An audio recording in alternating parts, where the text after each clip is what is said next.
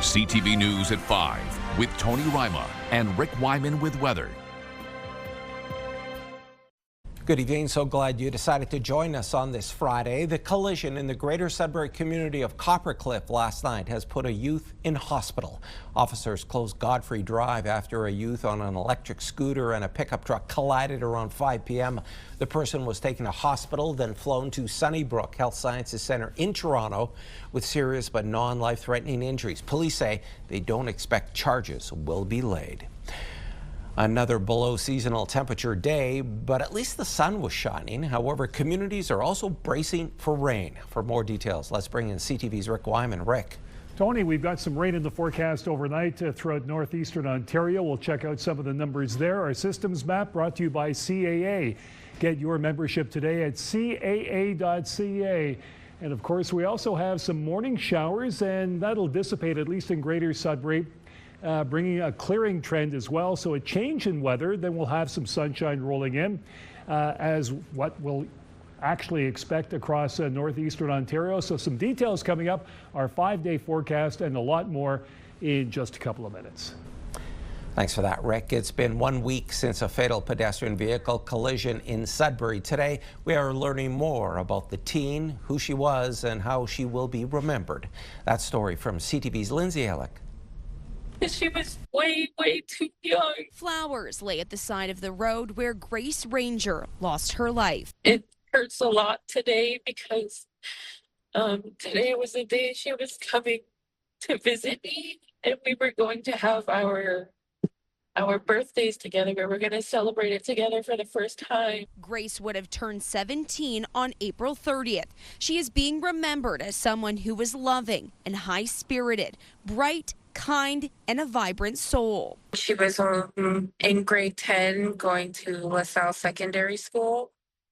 She was very outgoing. She had a very big heart. Like, she wanted to make everyone feel welcome and cared for. She adds that Grace loved playing roadblocks, watching Love Island, and anime. She had a lot of dreams. There was so many things that she wanted to do, like career-wise. She was trying to figure that out herself, and she was taking that space and time to do all that. She was getting back into her tradition, going to ceremonies. Grace is currently resting at the Rabbit Island Community Center in Wikwemikong on Manitoulin Island, with a traditional service taking place there tomorrow at 11 a.m. Meantime, a GoFundMe has been set up to cover funeral costs for the family. Greater Sudbury police say the investigation is ongoing and that there is no new information at this time. Nikina says the family wants the community to know that they do not blame the driver, adding that it was foggy at the time when the collision occurred. Lindsay Alick, CTV News, Sudbury. Timmins police and OPP have made an arrest in the murder of 48-year-old Yannick Boulay. Boulay was shot on Dwyer Avenue in Timmins March 14th. He was taken to hospital where he later died of his injuries. A 17-year-old from Toronto was arrested yesterday in Cochrane and charged with second-degree murder, careless use of a firearm, and several other weapons-related charges. We told you yesterday about the 2 mill closures in our region, one in Gogama and the other in Nairn Centre. Both are owned by Interfor. The company says ongoing weak market conditions and U.S. tariffs on softwood lumber are the reasons behind the move. For reaction, we've reached the mayor of Nairn and Hyman Township, Amy Mazie. She joins us from Gilroy, California, not far from San Francisco. Hi there, Madam Mayor. Hi, thanks for having me. Yes, I've just had our 4th grandchild born, so I'm here to help. I'm out of town and things have happened. So yes, back in your home community, your reaction to the news and how many workers are impacted by this shutdown? You know, I almost hate to speak for Interfor. I would say that there's probably approximately, I mean, we'd have to check with them, but I would say when they were up and running full, it would be approximately 200 employees. But then there's also, you know, truckers, loggers, people that weren't directly employed by Interfor that will also be impacted. And how does your community move forward from this news and after this news? Well, there's actually a few things already happening. So we know that Espanola just a couple of years ago went through the shutdown of Domtar. We reached out to them the day that we got the news. We share an economic development officer with them, with the La Cloche region. And she's already experienced the Domtar shutdown. We're going to reach out to their union and their HR. There is a job fair already happening in Espanola for May 12th, but we're hoping to have a specific Nairn site job fair as well as soon as we can schedule it. We also have the Phenom conference that we're already registered to go to. So we've asked for some delegations just to reach out to the different ministries there, Ministry of Northern Economic Development and Growth, Ministry of Natural Resources and Forestry, and the Ministry of Rural Affairs, just to make sure everyone's completely aware of the situation and hope we can find some solutions or some sympathetic ears. Anything would be good. Madam Mayor, what about those people who are impacted by this shutdown? So what's their next step? Do they go on EI, or some offer severance packages? Are there opportunities to maybe transfer or, training opportunities there? This is so fresh. We're just getting our feet under us. We're not sure. We don't know what will be offered from the company. We do know that we will 100% be there to support our residents and the employees. Madam Mayor, thanks so much for your time. Appreciate it. Thanks for having me. And there's always things happening in Nairn, but we'll pull through this. We're a tough, resilient lot, and everything will be fine. That was Amy Mazie, the mayor of Nairn and Hyman Township. And the Federation of Northern Ontario Mayors reacting tonight. Phenom President Dave Plewart saying in a written statement, tariffs and trade uncertainty have real on-the-ground impacts in our communities, and is calling on the federal government to address softwood lumber tariffs and support the long-term sustainability of Canada's forestry sector. Well, it's time for a quick break. Coming up on CTV News at 5, Rick has your full weather forecast. But first, we're heading to downtown Timmins, and this shot is courtesy of the city. It's 10 degrees. We're back in a few minutes.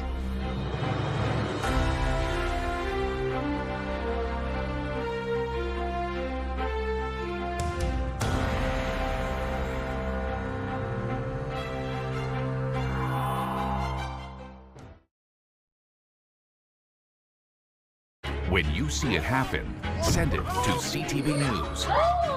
Text 10400 from your screen to ours. Text 10400. Is there any better day than Friday? I mean, everyone's looking forward to Friday, and so are we. Now you want your Friday weather details. Here we go, forecast radar.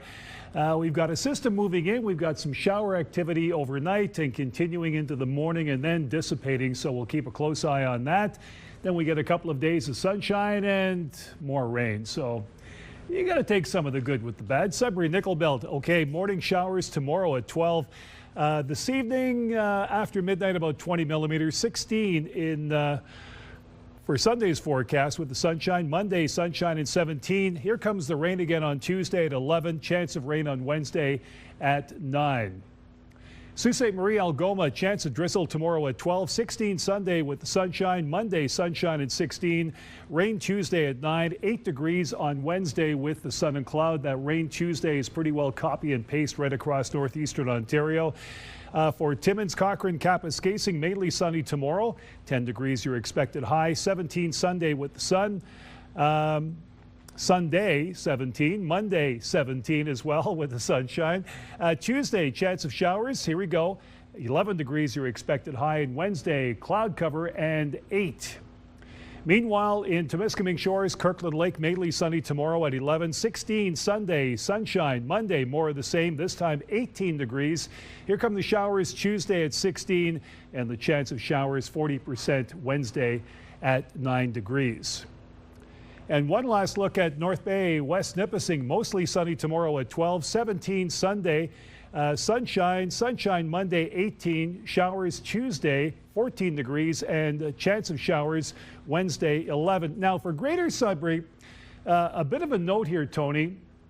Forecast came in earlier today at 11:30 and again at 4 o'clock. It said 20 millimeters of rain for western sections of Greater Sudbury. Does that mean Coppercliff, the Donovan, the flour mill, and everyone else is scot-free? But that's the forecast. So 20 millimeters in western sections of Greater Sudbury. We'll see how that works out. But anyway, some showers tomorrow morning and a lot more. We'll have more on the 7-day forecast, of course, in our pick of the day.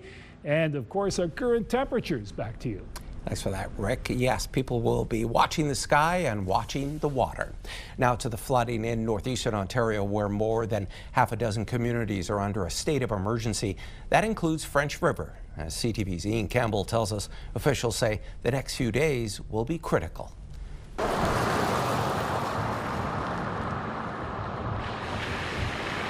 Highway 607 may be closed, but life has carried on in Dry Pine Bay. The Murdoch River has spilled its banks dangerously, covering the roadway, just one of a few sections being threatened by encroaching water levels. Worst case scenario for French River is that we get another rain event like what we had last week or the week before. And that would be catastrophic at this point because the snow has melted in the upper watersheds and are now making its way to here. Pajot says it's now in the hands of Mother Nature. The best case scenario would be more sunshine. It's clearly a prescription that Bob Yules would like to see more of. He lives in Dry Pine Bay. Yules says they love the area, its people, but they're not impressed with the water. He tells CTV News this will be the third year they've seen flooding in the boathouse. The first time they were told it was a 1 in 100 year event. We've had to replace the walls inside the boathouse, and we've been lucky. We put down new flooring in the boathouse, but the water didn't seem to bother it the last time, and all we had to do was clean it up. And the funny thing was we had to clean the crayfish out of it. It helps to have a sense of humor, but it's clear this comes at a cost, financially, emotionally, and physically. At 81 years young, he needs back surgery. Thinking about having to sandbag by himself seems almost impossible. He says he'll do what he has to try and get it done. It seems like every other year we're having flooding. So it's not a 100-year thing. Somebody, somewhere is not paying attention. In the meantime, the mayor's crediting other communities along the watershed and dam operators in making sure French River doesn't suffer alone. She's also encouraging out-of-towners to check on their seasonal properties. The water will go up again, and so the little bit of water that you lost over this week is coming back. And what we're hoping is that it's not more. There are some breathing a little easier knowing water has gone down in certain areas around the municipality. Others, however, are seeing water stabilize, some even seeing water continue to rise. Mayor Pajot says the community still has to be vigilant. She's put out a call for volunteers for Saturday in hopes of accomplishing 1,500 more sandbags. Ian Campbell, CTV News, Albin. The city of North Bay says sandbag stations will be open through the weekend as water levels on Lake Nipissing are expected to rise. Filling stations are available at Sunset Park, Champlain Park, and at Public Works on Franklin Street. The parks will be open this weekend from 9 a.m. to 5 p.m. and will be staffed. The filling station at Public Works is self-serve. The city is also adding auxiliary pumps at the wastewater treatment plant on Memorial Drive in case of an emergency. Meanwhile, the state of emergency has been lifted in the township of Chisholm, southeast of North Bay. The community posting on social media yesterday, all roads have reopened. The township is still cautioning people that some areas remain soft due to all that water. There's a new leader at the helm of the military base in North Bay. A change of command today at Canadian Forces 22 Wing. CTV's Angela Gemmell was there. The formal change of command afforded the troops the opportunity to witness the proceedings and actually see their commanders. The MC explains the history behind the formal traditional ceremony, while the outgoing and ingoing wing commanders and leaders of 22 Wing make it official. Sean, you're inheriting an amazing team. They are not perfect, they will make mistakes, and they will do really weird things that will bewilder you. But they will also inspire you.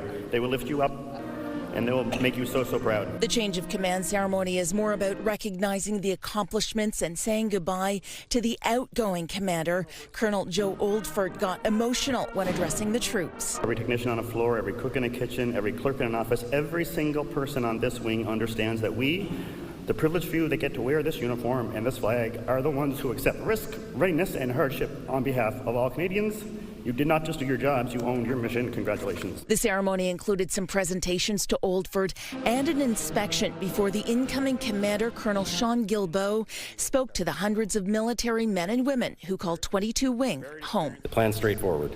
We will continue to deliver operational excellence in all that we do, ensuring the delivery of combat capability to meet Canada's emerging defense needs and our no-fail mission to secure Canada and the United States. We get there by focusing on readiness. Guilbeault says one of his priorities is modernization, given the changing geopolitical landscape. Possible future airborne early warning and control, communication systems. We need to be able to ingest all of that to better our picture, to improve our air defense, and then work with whatever assets Canada chooses as future fighters, future ISR aircraft, to make sure that we're safe and secure at home. Guilbeault was previously stationed here at 22 Wing CFB North Bay between 2014 and 2017. He'll hold the title of commander for the next 2 years. Angela Gemmell, CTV News, North Bay. 3 businesses are getting federal funding. Coming up on CTV News at 5, the companies are getting the money to help respond to global trade pressures.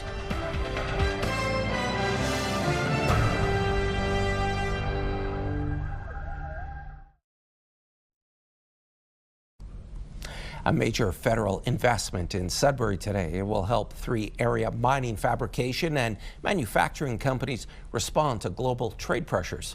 CTV's Alana Everson tells us more. Officials at Solly Rock say the company is home to the most advanced pipe fabrication shop in the Americas. It received $1 million through the Federal Regional Tariff Response Initiative. If we want to be competitive globally with this tariff situation, there's no other choice but to invest in the facilities, increase productivity, lower costs, and just become more competitive. The MP for Sudbury made the $3 million announcement, investing in 3 local businesses. These companies have developed viable plans to be able to pivot away, whether that's from finding other customers or from sourcing other supply chains, more stable supply chains, or producing different products. The companies say it's about adapting and growing. We are on track to hire 25 people from now until the end of the calendar year. And as far as tariff reliefs, we are going to be able to manufacture more goods in-house right here in Sudbury, which will obviously relieve the tariff fees that we've been paying throughout our purchase orders. With respect to tariff pressures, a lot of times there's uncertainty in the marketplace, and so a lot of times when you have that uncertainty in terms of what the products are selling for in that marketplace, this gives us some certainty on our production costs. As the companies adapt to global trade pressures and build for the future, they confirm a total of over 40 jobs will be created by this federal investment.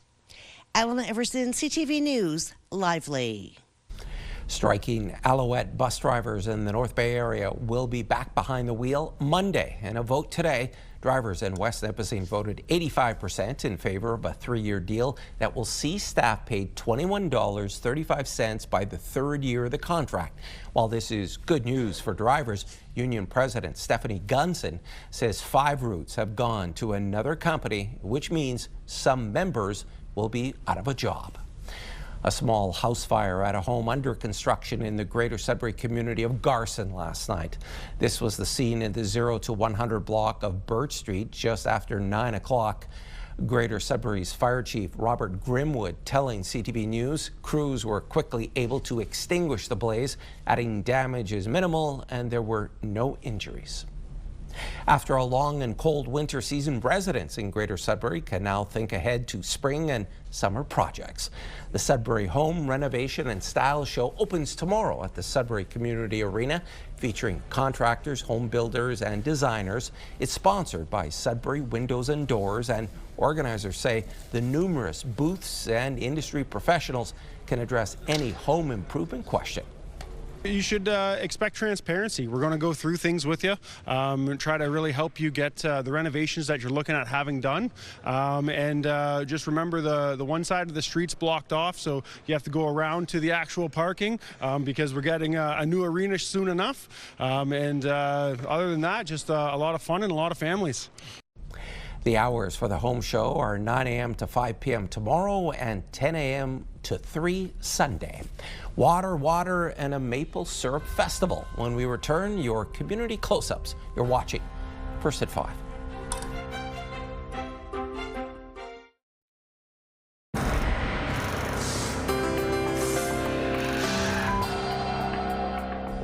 Our first community close-up comes to us north of Sault Ste. Marie. Tess Parker took these photographs and emailed them to us. They are of Chippewa Falls in Algoma. The falls are located right on the Trans-Canada Highway just before Batchewana Bay. Thanks so much, Tess. To Ramsey Lake in Sudbury, Dan Merrier sent us a couple of photos of the Navy League boathouse across from Science North. It is flooded and the water continues to rise. Thanks so much for that, Dan. And tomorrow is the Powassan Maple Syrup Festival. It runs from 9 a.m. until 4 in the afternoon. There are pancake breakfast, lumberjacks, stuff for the kids, vendors, and visits to the sugar bush. Come and enjoy a sweet taste of spring. And if you have any pictures, videos, or events you'd like us to showcase, you can email them to us at communitycloseup@bellmedia.ca. And there's more news for the North coming up at 6 o'clock. For now, continue watching as we hand things over to CTV National News.